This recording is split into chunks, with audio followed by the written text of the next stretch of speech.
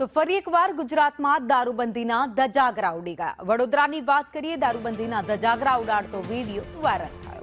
પોલીસે વિડીયોને આધારે 3 આરોપીઓને ઝડપી પાડ્યા। પોલીસને ચેલેન્જ ફેંકતો એ વિડીયો બનાવી વાયરલ કર્યો હતો। મનોજ બાવસા, રમેશ સિયાક, દીપક અગ્રવાલની ધરપકડ કરી આગળની તપાસ હાથ ધરાઈ છે। પોલીસે 3 આરોપીઓ પાસે ઉઠક બેઠક પણ કરાવી। સમગ્ર મામલે ગોત્રી પોલીસે વધુ તપાસ હાથ ધરી છે।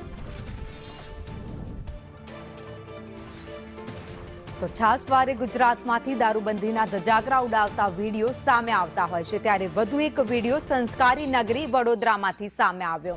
વધુ અપડેટ સાથે સંવાદદાતા હિરેન મોદી અમારી સાથે જોડાઈ ગયા છે।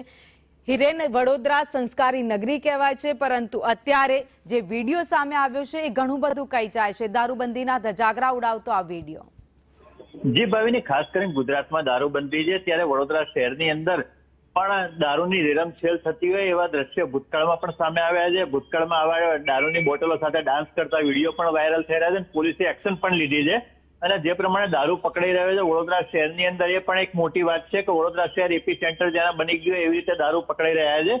ત્યારે હાલમાં ગોત્રી વિસ્તારની અંદર જે દારૂનો વિડીયો વાયરલ થયો હતો, માથે દારૂની બોટલ મૂકીને ડાન્સ કરતા હતા, ફિલ્મી ગીતો ઉપર ડાન્સ ચાલતો હતો, એક વ્યક્તિ બીજો મિત્ર હતો એ દારૂનો ગ્લાસનો પેક બનાવીને પી રહ્યો હતો, હાથમાં પ્રદર્શન કરી રહ્યો હતો, તે રીતના દ્રશ્યો સામે આવેલા।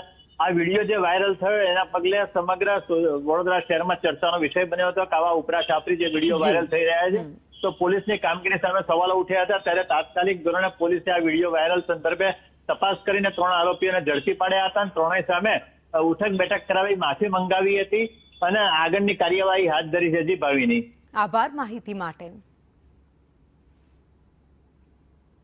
30 जनवरी 2026 રોજે અમે દારૂ પીધેલા વિડીયો વાયરલ સોશિયલ મીડિયા પર થયેલો, એના માટે અમે માફી માંગીએ છીએ। આજ પછી આ વસ્તુ વર્તન નહીં થાય।